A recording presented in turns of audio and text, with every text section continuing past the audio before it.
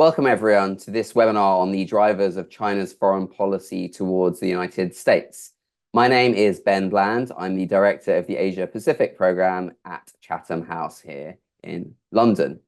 We know right now that in the UK and across the Western world, our researchers and policymakers are spending a lot of time thinking about how to respond to things that China and the Chinese government is doing. But we spend a lot less time thinking about what's driving China's behavior. And I think it's fair to say that if China and the West are to peacefully manage competition in the coming years, we're all going to need a stronger sense of cognitive empathy, understanding what makes the other side tick in plain language. It's clear that the US government and its allies, including here in the UK, have toughened their China policies significantly over the last couple of years. But as this ratcheting up has taken place, there's been little work done on how these adjustments in Western China policies have impacted thinking in Beijing. But we all know that geopolitics is a dynamic multiplayer game, and net assessment, as people in the defense world will put it, is a vital part of understanding where our world might be heading. My colleague Yu Jie, who is our senior research fellow for China, has just published a great paper addressing this question called China Under Siege. I think the link has been shared in the chat just now if you want to take a look at it. Her paper forms part of a broader project called the European Hub for Contemporary China, which is co-funded by the European Union, and Chatham House's participation in this Horizon Europe project is supported, thankfully, by UKRI. So we may have left the European Union, but we're still part of Europe and very much cooperating with Europe on key questions, such as how to think about China. As well as Yu Jie today, we're delighted to have Professor Zhu Feng joining us from China. He's the professor and executive dean of the School of International Studies at Nanjing University. And we also have Taylor Fravel, who's the Arthur and Ruth Sloan Professor of Political Science and Director of the Security Studies Program at MIT in Cambridge, Massachusetts, joining us as well. This, I think, is very much the role that Chatham House should be playing, bringing together Asia and the Americas. And thanks to Taylor and Zhu Feng for joining us early in the morning and late in the evening, respectively. Just a reminder that this event is on the record and it is being recorded. I'm going to ask questions to Yu Jie and the other panelists for about 35 minutes. And then we want to take questions from the audience today. Please ask your questions at any time using the Q&A function. If they're early, you're more likely to get your question asked and answered. And I'm happy to kind of interject with those questions when it's relevant during the conversation. But please do tell us in the Q&A who you are and any affiliations that you may have. So I'm going to come to you, Yu Jie, first. Why don't you give us kind of the lowdown on what prompted you to write this paper, which I'd urge everyone to read, and what your main findings are. Thanks. Well, thank you so much, Ben. Good afternoon and also good evening for those who joined from Asia. Firstly, let me really thank my colleague, Ben, Chichich, and Chloe have really helped me to put this report together. So it's really very much a team effort by Asia Pacific program in the last 4 months working on this paper. Now, Ben, to come back to answer your question on what really prompted me to write on this, because what I felt a strong sense that much discussion in the West and in the United States or in the UK and Europe in general has been about how we see China and what does the West want from China and how the West should respond to China. But before we arrive to that conclusion, I think we need to know, firstly, what China is, and secondly, where are the views, are the dominant views or the majority or the minority views within the Chinese political elites on its views towards the United States. So I think that's the reason number one prompted me to write on this.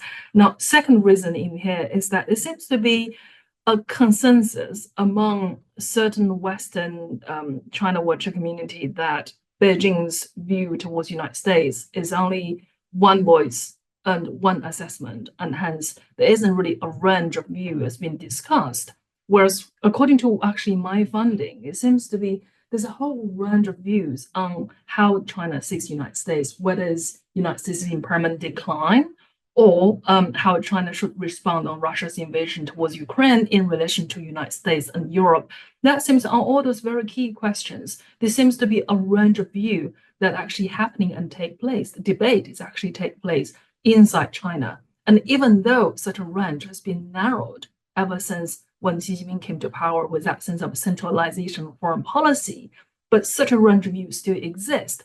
And such a range of view still very much fit into the decision making to the very top. So I think that's the second reason that prompted me to write about this. Now, thirdly, I think we can all be very clear and realistic about it. Is really, I think Beijing's view has now, especially within the Chinese leader, has really shifted from to a predominant view of that sense of cautious optimism that China can maintain some sense of low intensity rivalry with the United States into a much bleaker assessment that very much a protracted conflict or protracted competition. By the way, I use the term protracted. I don't use it lightly in here.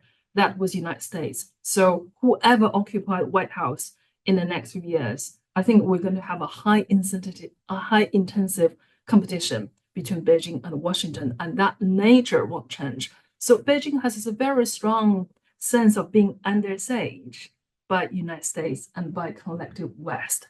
And hence that really shaped Beijing's policymaking, not just within the realms of foreign policy, but also extended into the realms of economic governance, into the realms of national security. So I think we actually had a very clear answer made by Xi Jinping at the end of Sunday last week, when the decision of the third plenum being published. The priority, it is about whether China can achieve the sense of scientific self-reliance, whether China is able to guarantee its economic management, and lastly, whether China will be able to build in some kind of resilient supply chain to make sure its economy would be able to withstand the difficulties, the geopolitical pressure from United States and the West. So I think in a way, overall, when we discuss US-China relations or China's US policy, we really should put into the context of how China sees itself and how China wants to manage its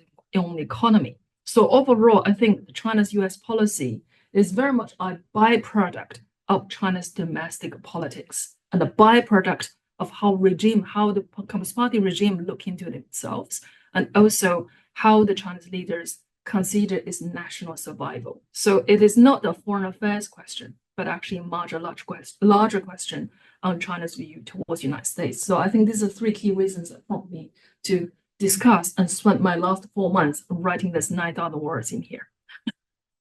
Thanks so much, Yujie.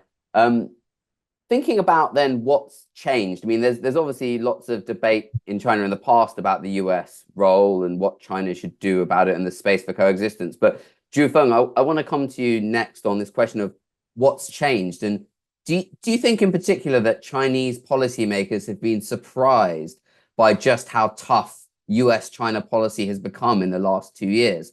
Or do you think that people in Beijing, senior leaders, were expecting this? Especially, with the transition from Trump to Biden, was there an expectation that things would soften? And do you think they expected the way things have gone? What's your sense? Now, Ben, I like your question. Yes, how surprised China will be, or policymaker will be, just in response to the Americans, some sort of such a completely or dramatically being about face toward China. So from the beginning, I see there was some sort of little bit some optimism, because some amount of the Chinese scholars and even the policymakers just believe, for example, that given some sort of such a high degree of interdependence between the two countries, if the US just trying to abandon China completely in a rush, it's very less possible. So then, well, no matter how tough the US will be against China, but some sort of such an economic, commercial, and social interdependence are truly very hard to just cut off.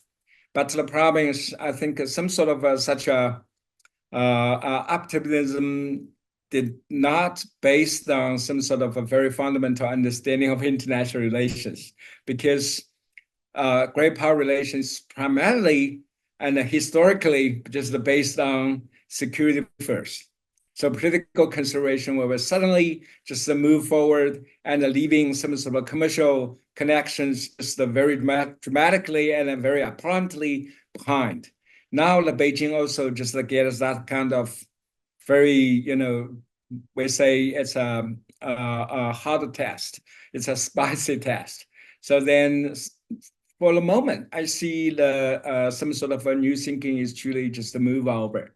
on how China think about the Americans, some sort of such a very tough, policy change. I think, first of all, I think it's also some sort of consensus here. There's no way China become some second Soviet Union. It's also super dangerous for China to just take the Americans, just some sort of such a pounding, because the Soviet Union, looking at their high-tech, the gap, Soviet Union proved to be better than China today. Look at the nuclear warheads numbers. The Soviet Union proved to be the bigger than the US. Looking at the numbers of the airlines, the Soviet Union also did not just, showing some sort of such a backwardness from the US. But finally, Soviet Union collapsed. So then I think it's also become some sort of a new consensus. If China just falling into the trap of the former Soviet Union, that will be a super danger for Beijing, to just fall into.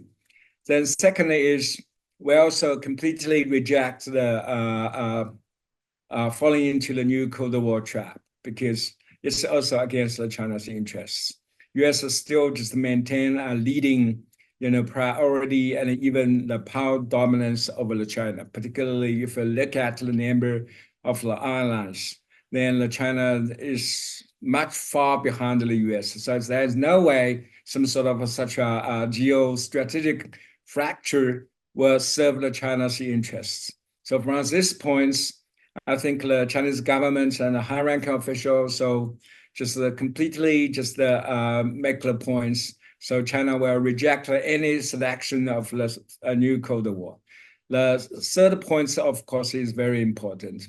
So China also needed to prepare for some sort of a worst case scenario, because it's still hard to tell how far US will go to strategically, and economically, geopolitically, just punch China. So then we also have to just seeking for some sort of high-tech self-reliance, and we also needed to prepare for some sort of good, accommodation of the strategic materials, including the food. So therefore, it's also China's some sort of precautionary, the countermeasures vis-a-vis Americans' strategic pounding. Last one, I think, is also very important. No matter how China just has a pre-prepare for some sort of a worst case scenario, but the key test for future China's economic growth and even people's better off is how we can still just broadly and deeply integrated into the world community. What is some sort of deeper, broader, integration into the world community? So first, the condition is there's no way we could just decoupled from the US. So from this point, China is truly at a very controversial point, because on the one hand, yes, we have to prepare for the worst case scenario based on some sort of self-resilience, self-reliance. But on the other hand, if we look at some sort of a high-tech innovation, there's no way China could have decoupled from today's world community. So then I think China has some sort of a new endorsement to such a, countering Americans' new containing China policy is also haven't been completely proven, working out. So then we also have to searching and also just making a strive to just keep going. Yeah. Great. Thanks so much, Professor Zhu. I want to come to you next, Taylor, to sort of dig a bit deeper here. I mean, we know many of these things that Yujie and Jufeng have been talking about, the push for technological self-reliance, the shift to boost the domestic economy and production and consumption at home, the modernization of the People's Liberation Army. These are kind of long-standing trends. But in particular, what do you detect has changed in Beijing's US policy in the last couple of years? Where do you think there's been the biggest shifts? And where do you sense that China's US policy is going? Great. Thanks so much, Ben, and congratulations to you, Jia, on a terrific paper, and thanks to Chatham House for for having me here. So I think in my mind, the turning point seems to be the year 2020 with the outbreak of the pandemic. There was great concern, I think, and the general shift, right, in how U.S. leaders talked about China, starting from President Trump, right, with the China flu and right, all of that throughout the cabinet level speeches that summer from Secretary of State Pompeo and others, leading to what we now know to be right, sort of a high level of concern in China, right, that the U.S. might do something crazy, or President Trump might do something crazy to be able to win the election. And you had the phone calls between the chairman of the Joint Chiefs, Milley, and counterparts in China, the alert of the PLA, and so forth. And so in that really seems to be a seminal moment. And then in early January 2021, Chris Buckley has this interesting report in the New York Times about an internal speech that Xi Jinping gave, right, in which the U.S. is described as the sort of the source of chaos in the world and the greatest threat to China's sort of security and development. And it's much starker language than would come out of most kind of public statements from China or from the ministry and so forth. And then you had the Anchorage meeting, right, where I think the disagreements were on full display that might normally sort of be off camera or on camera. And so to me, this is kind of where things really shift. And if one looks at kind of before and after on both sides, you can see sort of efforts to pursue different kinds of policies to protect themselves from the other. But I think on the Chinese side, it became much more consolidated from that point forward, more or less. And I think also with the conclusion that the Biden team was not going to go back to the Obama era policies. And that probably took a little bit of time to conclude, but I think Anchorage made it pretty clear that that was as I know you like to say in the UK, the direction of travel, right, in US policy. So what we see since then, right, there's everything that's been talked about, and I'll just add a little bit more, but clearly an effort, right, on the economic side to, from China's standpoint, right, to sort of ensure its economic security, the measures that Zhu Feng discussed on food security and so forth. And then I would say on the international level, what we see is a much greater push for an alternative, we'll call it vision of order or vision of China's role in the world that is very much keyed to the United States. And so here I'm referring to the Community of Common Destiny for Mankind, which is now translated in China as the Community of Shared Future, and the three global initiatives, the Global Security, Development, and Civilizational Initiatives. But what unites all of these, when you read sort of the white paper on the Community of Shared Future from last fall, or the rollout of these initiatives, right, they're very much framed against kind of the United States, and now very much so explicitly, right? And so I think you see China much more proactively trying to carve out a different sort of role in the world, one in which both reflects the need to respond to the ongoing critiques from the United States, right, about China's challenge to the rules-based order and so forth, but also, right, I think to sort of create space and justify sort of a much greater role for China. So I think at the macro level, that's like the really big change. We can get into sort of the more some of the smaller changes, right, which I think would be hug Russia, divide Europe, and engage the rest of the world, right? I don't like the term global south or developing world, but we'll just say engage everyone but the advanced industrialized democracies, right? Because that's kind of in the US side. So that's, I think, kind of what China's been doing. I think it doesn't want, obviously wants to avoid a full competitive break for the reasons that I think Zhu Feng laid out, but nevertheless, I think it's very much key to this change in assessments about kind of the trajectory of US policy. And you can probably fit a lot of Chinese policies under that bucket. Thanks. Back to you.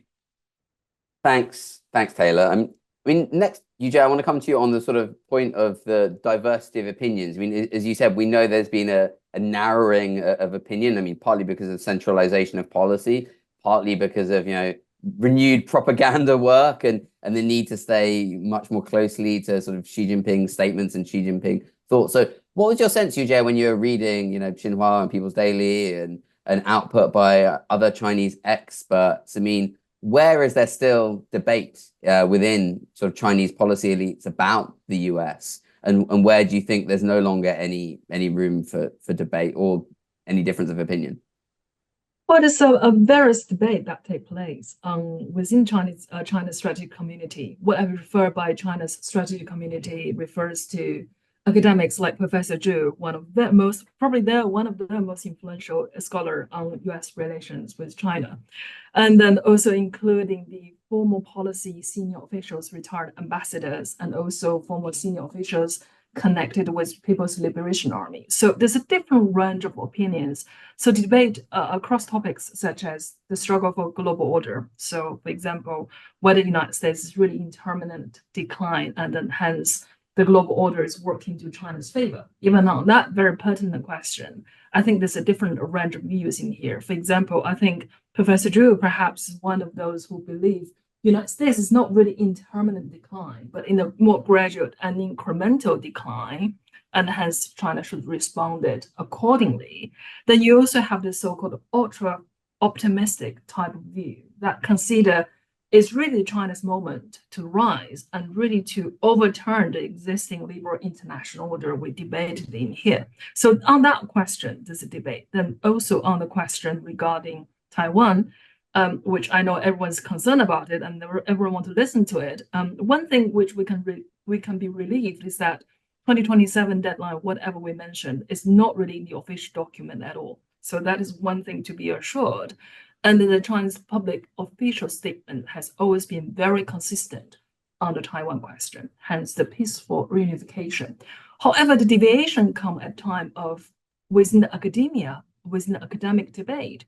And certain influential academics would argue that yes, peaceful reunification is ideal, but in order to achieve that sense of peaceful reunification, that would require some sense of coercion, both in economic means or in the military means, and that has been within the academic debate. But if you look into the public statement, that seems to be is about the same old, the status quo as it is across Taiwan Strait. Then if you actually look into the social media among the commentators, so for example, Hu Xijin, I mean, notoriously has been very loud on Taiwan issue, and he actually argued that that would actually require that PLA to act imminently in order to take over Taiwan. So, I mean, if you're reading through all the sense of document, you feel that sense of debate over there.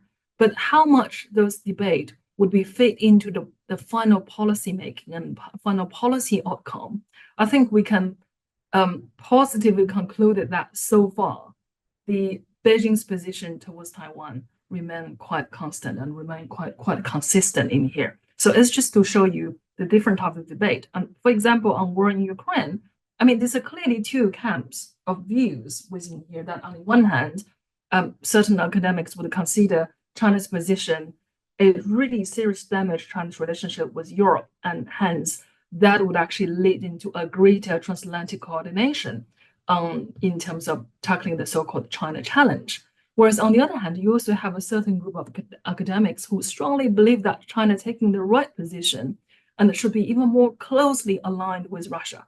So that range of view, again, has been shown within the policymaking. You see how when come to discuss on issues related to war in Ukraine, you see how Beijing seems to taking one step forward and another step back. And that is obviously indicating those views largely exist and largely fit into the policymaking. Now, in terms of the universal agreement, then I can say is on the issue related to economic security. So really, if we come back to what Taylor and Zhu Feng said earlier on the sense of pursuit of scientific self-reliance, by the way, we have also published reports last year quite extensively to analyze China's drive for scientific self-reliance. I think all the academic community, China's strategic communities really rallied behind the leadership. That is to say, China needs to pursue the scientific self-reliance in order to protect itself, in order to have, if the access to the high-tech has been stopped by the United States and the collective West, and hence China need to looking for alternative, hence devise their own technology supply chain. So that is a consensus. However, I think the academics are very ambivalent on whether China can succeed by creating an ecosystem on scientific self-reliance by itself. So I think that has been a different debate. And also the debate regarding where's to place the government-led innovation vis-a-vis market-led innovation. So I think those debate has been quite pertinent. We see a range of views has been discussed within China's strategic community. Thanks, Yu-Jie. And Jufeng, I wanted to come to you next on this question of cognitive empathy. We've been talking so far about the extent to which Western policy elites understand the drivers of what Beijing is doing. But to what extent do you think that the academic community and policymakers in Beijing really understand what's driving China policy in Washington? Do you think there's a good understanding of that, or do you think more work needs to be done to make sure there's a good understanding in Beijing of what's driving things in the US? Okay, yeah, Ben, I think it's a very good question. If you just looking over the China's policy debate through the with official media, official academic journal, I have to say some sort of such a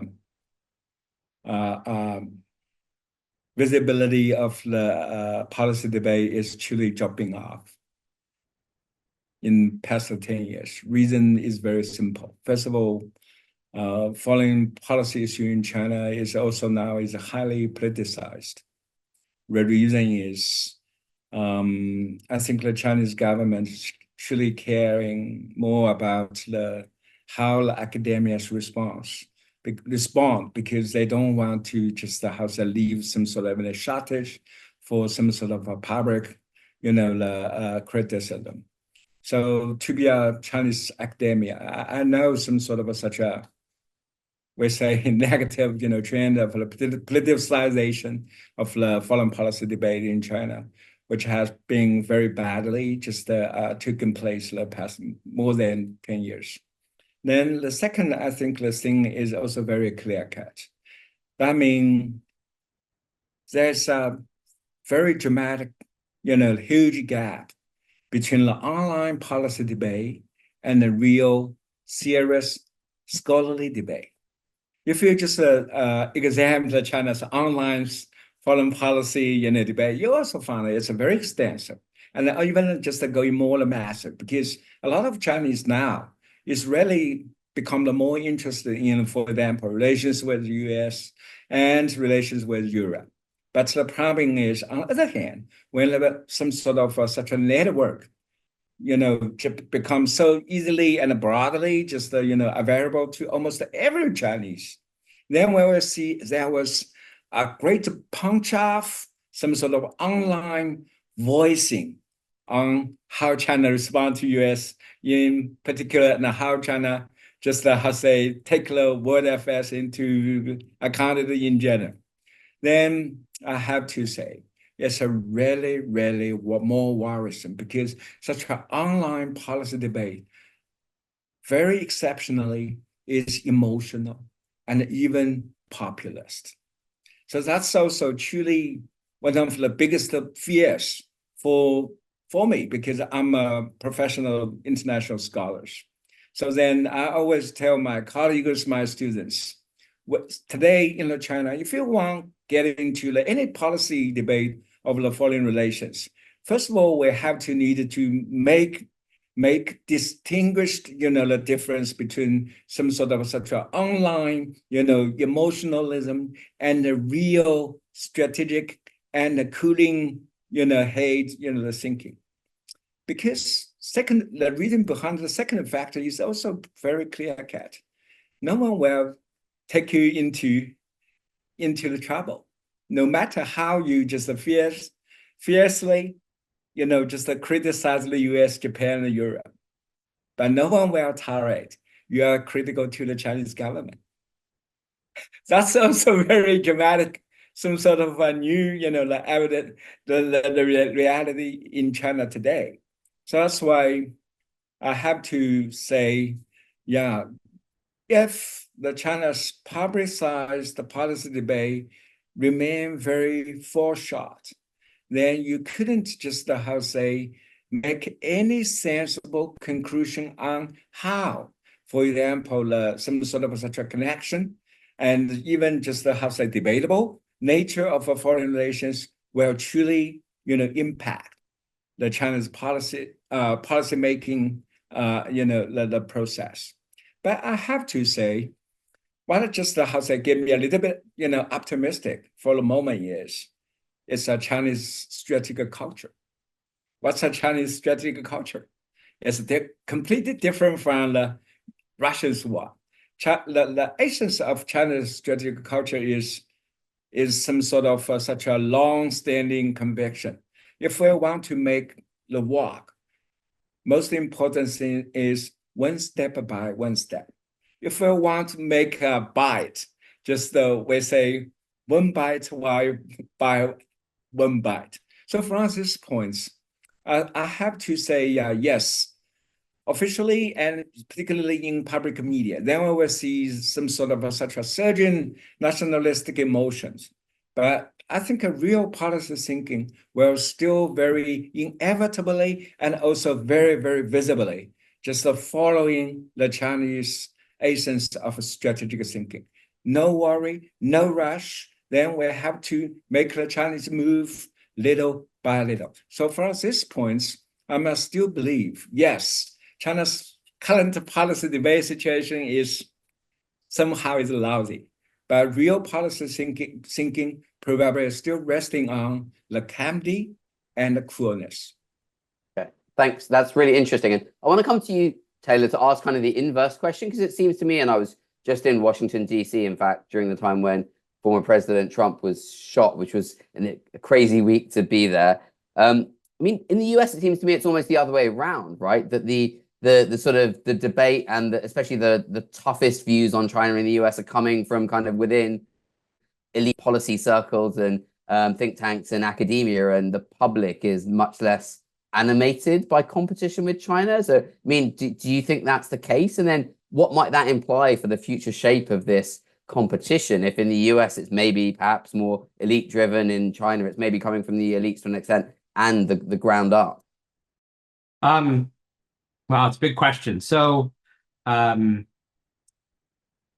but I think we have to first reflect on the differences in the kind of policy making and political systems in the two countries, whereby kind of U.S. scholars, policy analysts, in particular, those very and those very close to sort of the U.S. government, having either formerly served in the government or eager to serve in the government, right, in D.C., are basically debating policy in real time through lots of different media, whether that's webinars, Twitter, reports, etc. And we just don't see that in China, right? There may be these kinds of debates, but they're very hard to access. And so our debate is very public, which I think sort of presents a different view of what the role of the American public is. I think more generally, though, we can look at public opinion polls and see that, right, U.S. views of China have plummeted.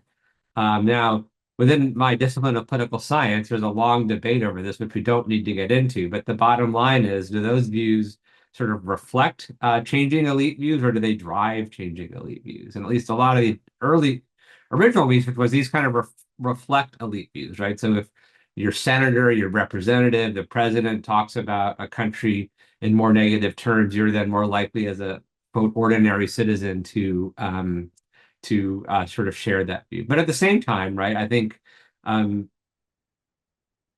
baseline American view of China has changed among the public. And I would say this goes back over a decade, starting with, coverage of China in sort of U.S. media, whether it's, dramatic photos of land reclamation in the South China Sea, reports about Xinjiang, and so forth, right? I think all had a pretty significant impact. The U.S. business community, right, has been quite, I think, adversely impacted by a lot of Chinese government policies and much less optimistic about the prospects for their own business and so forth. And so I think it's quite a mixed view, in other words, but I think we have to recognize that, right now there is a debate on Twitter over what a future Republican foreign policy towards China should be, right? With Elbridge Colby, Matt Kroenig, Matt Pottinger, Gallagher and so forth, right? And so anyone can kind of look at what they're writing and say, okay, here are some various camps, as it were. And I think that's a lot harder to do on the Chinese side. You did ask us to disagree with each other, so I want to respectfully raise a disagreement with you, Jie, on Taiwan, which is to say, I think the goal probably hasn't changed, and I would agree with you, Jie, on that point, but the way in which the policy is being pursued has become much more coercive since, I think, roughly 2016, right? And that feeds into your question, Ben, which is to say, right, well, what is changing American perceptions towards China is how China is pursuing, in part its policy towards Taiwan, right? Starting, and most notably and visibly with the military exercises, the military activity across the strait, well, even before the Pelosi visit and so forth. And so, I think it's quite dynamic and interactive. And I'll close just by saying I do agree with you 100% on this idea of cognitive or strategic empathy. I mean, more generally, like empathy is a good thing to have in life, right? If you're trying to figure out how to deal with somebody else, you kind of want to think about, well, like, how are they approaching this problem or this situation? And I think great powers in particular kind of lack strategic empathy, right? It's really hard to do. And sort of, I think our role as scholars, and I think Professor Zhu Feng, who I've known for, gosh, over 20 years, right? He and I often find ourselves probably in the situation of trying to at least explain why we think the United States or China is doing something to, respective, audiences of students in our own countries. And so I think it's an incredibly important topic. And so I just commend you for raising that. Thanks. Yeah, thanks. And I think it's important also to detach it from the debate about what the policy should be, right? One problem is that people who talk about cognitive empathy also is often seen as being dovish. But even if you are sort of Matt Pottinger, or especially if you are and you want to sort of collapse the Chinese Communist Party, you need to understand, and he would obviously probably say that, he works on that, to understand how they work and how they operate. So yeah, it's important to detach that from the kind of position of what the policy should be. Zhu I just want to come to you on the question of the outlook for US-China relations. There's been a stabilization in the last sort of few months since the meeting between Xi Jinping and Joe Biden. We know that the kind of dangerous encounters between the militaries to some extent have been reduced. But do you think this is just a sort of short-term tactical stabilization? What's your sense on where US-China relations go over the next few years? Is it back to the downward spiral at some point soon? Yeah, I think since Biden came to the office, then we see there were the two in-person meetings between President Biden and President Xi. Then, if you just examine Xi's approach, then we will see it's some sort of a Chinese idealistic thinking. That Xi just trying to repeatedly just emphasize Chinese there's no hope to compete with the US for the number one, the primacy in the world, and then we needed to just getting back the doctrine of mutual respect and peaceful coexistence and win-win. But the problem is some sort of such a Chinese thinking and the Chinese wording will not just change the Americans' new China policy structure. So then I think probably Chinese government ultimately recognize there's no way the Americans' China policy will just step back or just getting back to the past.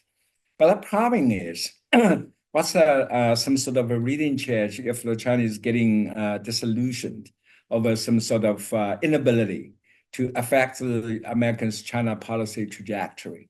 So then I think it's still some sort of a new, I think, the test for the Beijing, because we have to struggling, on how we respond very properly and even just strategically. So from these points, I see, yes, some sort of a policy dissolution is just a very, very easily just sensible here in Beijing. On the other hand, but the problem is, I mentioned, so well just to prevent from the worst case scenario.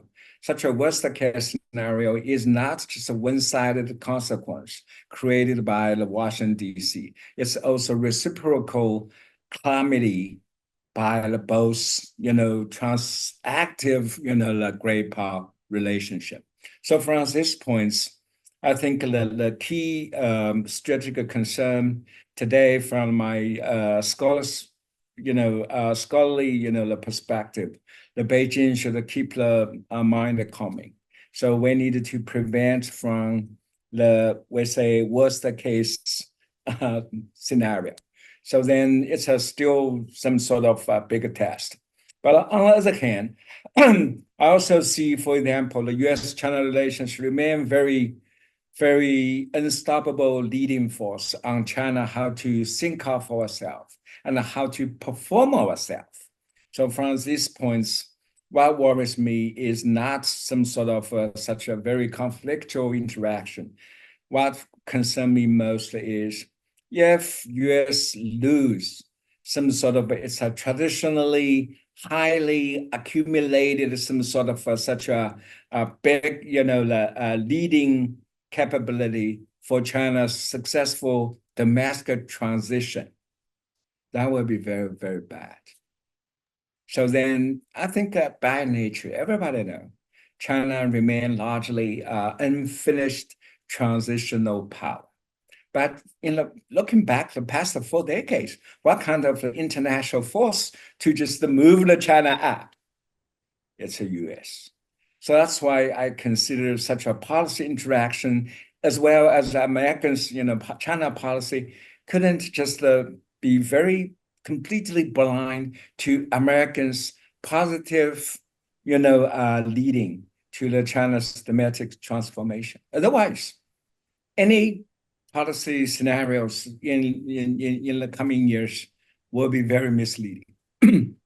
Okay, thanks, Professor Zhu. Yeah, do get your questions in the Q&A while we still have time. I've had a few about the international order and Russia. So I might come to you, Jie, on a question about sort of China's willingness to provide alternative vision of global order, and I guess to get its hands dirty. So not just to provide a vision on paper in a white paper and talk about the GDI and the GSI, but what risks is China willing to take? I mean, particularly we've seen the Ukrainian foreign minister in Guangzhou. We've seen Hamas and Fatah having talks in Beijing. China playing some sort of role as a mediator or guarantor between Saudi Arabia and Iran. Is this just surface level? I mean, do you think Xi Jinping and the Chinese leadership are willing to take risks in the way that the US has in the many decades past to get involved in trying to resolve conflicts? Or do you think this is really much more about appearing to the rest of the world that it's doing something while actually not putting too much risk capital on the table? Well, Ben, a great question. I think it's really a combination of both. It's not necessarily just to do the makeup and camouflage work that to appear looks more interested. I think given the size of the Chinese economy, given the amount of investment that China has been put into various countries, including Ukraine. I mean, let's not forget, Ukraine was actually among the top 10 foreign assistance recipient countries within China even before the war. So given how much that China has invested in all this interest and also relationship, not just with the United States, but with larger parts of the world, it will have to bear the cost and really become a risk management manager in this case. So I think on the one hand, Beijing's risk appetite has been quite limited.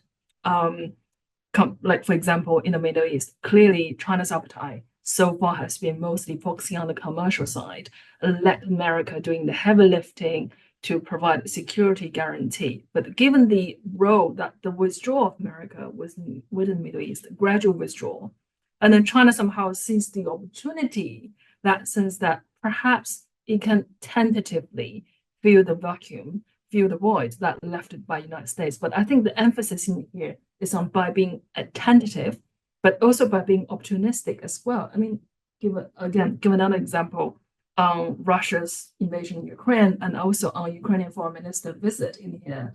I think judging from the readout yesterday, we can preferably to say that the condition of negotiation still not really right. So I think Beijing will just to do whatever it can. It fits into its national interest. So that's one thing. Now, secondly, if we come back to what I always argue that foreign policy is a byproduct of a domestic politics. And if you look into the public budget this year, not just this year, but in the previous 2 years, the large chunk of the public budget on diplomacy has been reduced in line with inflation quite significantly. But instead, much of the increase has been given to science and innovation domestically. So I think that's where the importance has been placed. That is to say, managing China's own affair in order to compete with the United States, even though we put into this context of competing with the United States. But how to compete, I think for China's answer is to strengthen its own capability rather than just being a world manager of the risks over here.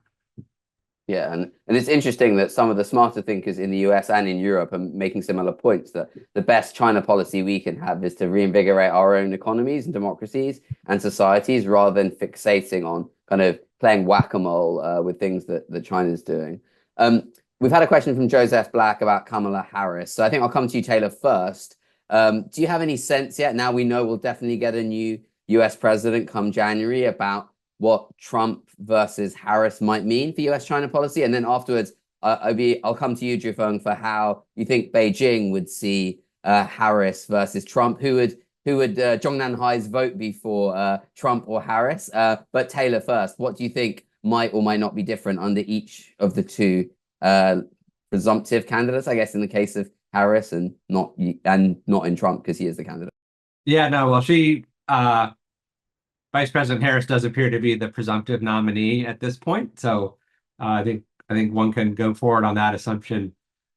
If she were elected, I don't know if her China policy would change substantially from that of the current administration. There hasn't been a lot of indications of significant differences within this administration over China policy. And they worked pretty hard, I think, to get to the point where they are now in terms of call it managed competition. I'm not a huge fan of that label, but we can use it nevertheless. And so I'm guessing it would be roughly similar to what a second Biden administration China policy would be. The larger domestic context is not going to change in the United States. I think congressional views towards China are not going to change, and those would put significant constraints on a major shift. But you might see more emphasis on climate, for example, in some specific areas. But I would expect probably more or less continuity at this point, absent more statements from the candidate, right? So you don't have a lot of information to go on, and I'm not one to speculate too much of, because they're from California, they might have these other views. I mean, I'm from California, and we all think different things, right? Trump, I think, is more interesting because there is we know we have experience of his approach to China and the presidency from his first term. We can see now the individuals I mentioned before kind of competing to shape what a Trumpian China foreign policy would look like, which basically has to do, with how tough to get on China and what the end goal is. Is it the modus vivendi that Elbridge Colby talks about, or is it the winning, right, which is essentially regime change that Pottinger and Gallagher talk about? But I'm not sure Trump is interested in either of those, right? I mean, he's a very transactional man, and his view of the national interest is basically what is Trump's interest and what kind of makes Trump look good. So he's clearly signaled he's going to focus more on tariffs, but that seems to not to be to collapse the government in China or the economy, but rather to bring about the trade deal he couldn't bring about the first time, right? And moreover, right, we know he admires, quote, strong men leaders, right? So talks rather in positive terms about Xi Jinping in ways that is a stark contrast with the current administration, right? And same for Putin and same for Kim and so forth. And so I think you'll see, and there's a good piece from the Lowy Institute on this yesterday, Trump kind of have a more sort of tough approach in terms of higher levels of defense spending and pushing for China to change things. But I don't think you'll see Trump himself, right, pursue kind of the policies that we're seeing being debated by the so-called presumptive Republican national security establishment. I think he'll actually stick to more with what is best for kind of Trump in the moment, which is reaching some kind of a deal with China that maybe he can then cast as putting America first. So some quick thoughts there. Back to you. Thanks, Taylor. And yeah, Jufeng, what's your sense? Who would Beijing rather deal with, Trump or Harris? Yeah, I think for the time being, to be honest, there is no selection at all in Beijing, because I think the Taylor also make a wonderful point. So there will be no, the clear cut difference. No matter who just win the coming November's election.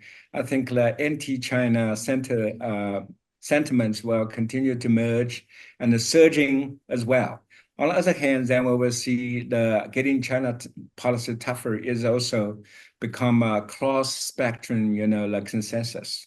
So no matter Republican or Democratic parties just winning out, I see their China policy will make quite little, big change.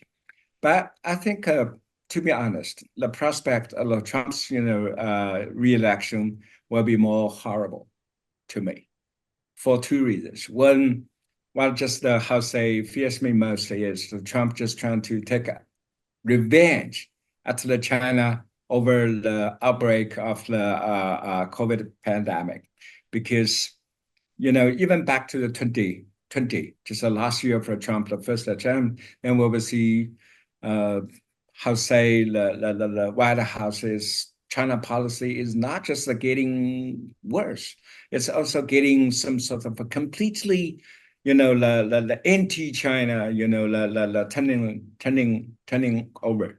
So then, from this point, I see the Trump probably still trying to seek some sort of pandemic retaliation vis-a-vis China, and also just relighting some sort of such a China, the demonization, we say such an accusation, because the Trump administration believed, the outbreak of the pandemic.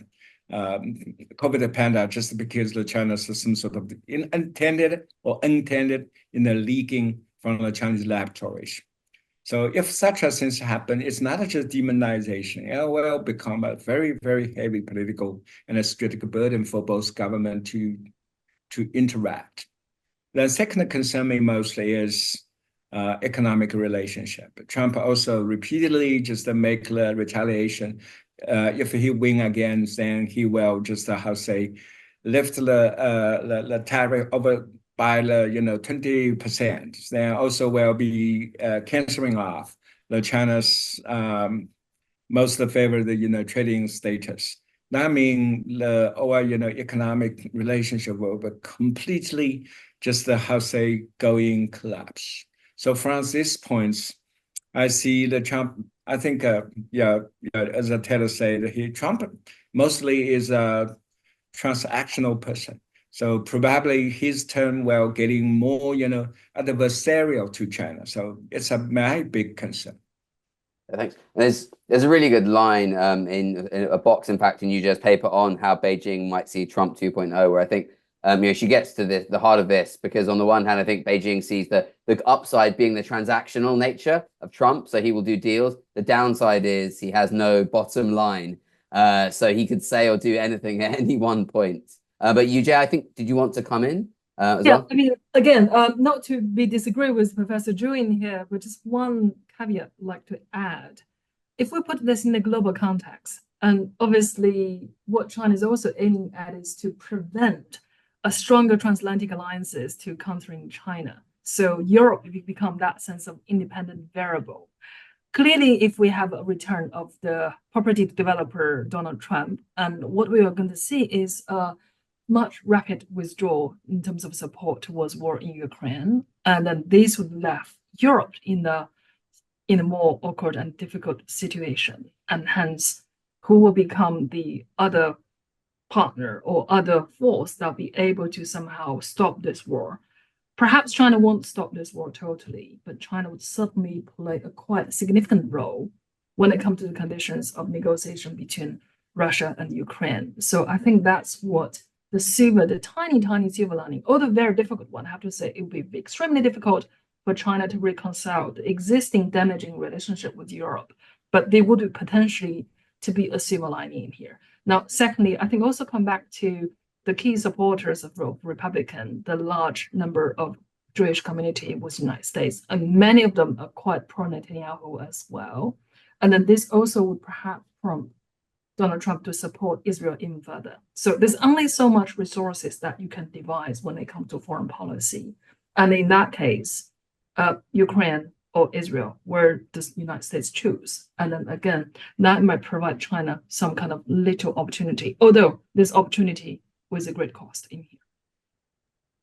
Thanks, Yujia. I think we probably have time for one last question from Richard Gosney, who's a former UK ambassador in Indonesia and elsewhere.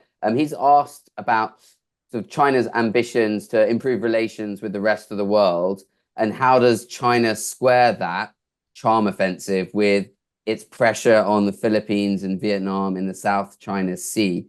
So I might come to you first, Jufeng, on that. How can China hope to sort of bring the global South on side when it seems to be, ganging up or bullying developing countries in its own neighborhood? Okay, so yeah, you also see the Chinese foreign policy is getting globally active, but to be honest, it's also China's way to counterbalance the Americans, strategic offense on China, because the Beijing don't want to leave any impression to domestic Chinese and even international community under the Americans, strategic pounding. Beijing is just swelling off. Is also just backing down in some sort of a very timid manner. So that's why I have to say China's broader and more active engagement to the world community mostly came from China's some sort of ideological conviction. So there's no way China can back down. But to be honest, such a diplomatic, activism will eventually and ultimately just empower China a lot, and also getting the China more, empowered in the, strategic competition with the US. From my perspective, now the real effects will be quite a little. So from this point, don't overestimate China's diplomatic, the activism, to be honest. I mean, Taylor, do you share that view? Do you think that we tend to get sort of too carried away with, China's ability to act in the world? What I think China wants to portray itself, right, as a global power now, right? I think this is how to understand the community of common destiny. And it's made explicit, right, at the Foreign Affairs Work Conference last December that the 3 global initiatives are the, quote, strategic guidance for achieving that community. And so there is a there, right? But it's a very lofty there, right? These are pretty ambitious goals. And as we like to say colloquially, the proof of the pudding is in the eating, right? So it gets down to policy implementation. I've done some work recently on the Global Security Initiative. This may be the toughest of the 3 for China, right? Because security is very different from development, and that's often not, security is often zero-sum, right? Whereas development is positive-sum. But in China's own sort of position paper, right, it said we're going to, push the Global Security Initiative through multilateral platforms and so forth. And so I went through and I looked at the joint statements China has had with countries in sort of the targeted platforms, both within Southeast Asia and beyond. And I think less than half have publicly, right, agreed to just endorse the initiative at a very superficial level, right? Which sort of says to me, right, this is going to be very difficult for China to push this initiative through these institutions. And it gets to the thornier questions about kind of resolving hotspots and really how much, risk and cost China is willing to bear to achieve those outcomes. So I don't actually doubt the ambition to do it. And I think part of the ambition, right, is to have a counter narrative to the US. And so if we believe US-China relations are going to be in this more rivalrous or competitive stage. And I think we're going to see that effort kind of continue as a way to kind of portray China in a more positive and appealing light, and conversely, to portray America as a much more negative light. So we're seeing this now play out right in China's efforts to pursue a no first use kind of treaty, right, as part of the NPT, which I think is largely just to put the U.S. on the back foot for having a big arsenal, because it wants to partner with Russia on this, who probably has an even scarier nuclear arsenal if you sort of look at how Putin talks about nuclear weapons. So it's real. On the Southeast Asia versus rest of the world question, it's just important to note, right, that China's interests in Southeast Asia are different than in the rest of the world. So it's a lot easier to engage regions beyond China because it's purely an economic mostly an economic interaction. Whereas in Southeast Asia, as we all know, right, there are territorial disputes in which China has deep interests and U.S. allies. So it's not a surprise that the Philippines is the focus now of a lot of Chinese attention and pressure. Thanks. Great. Well, thanks, Taylor, and thanks to Jufeng and Yujie as well. Thanks to everyone for joining us, and do read Yujie's paper and share it widely. I think it's a really good read and shed some light on some really important questions. Thanks everyone again for joining us, and hope to see you all again soon for the next Chatham House Asia Pacific webinar. Goodbye for now.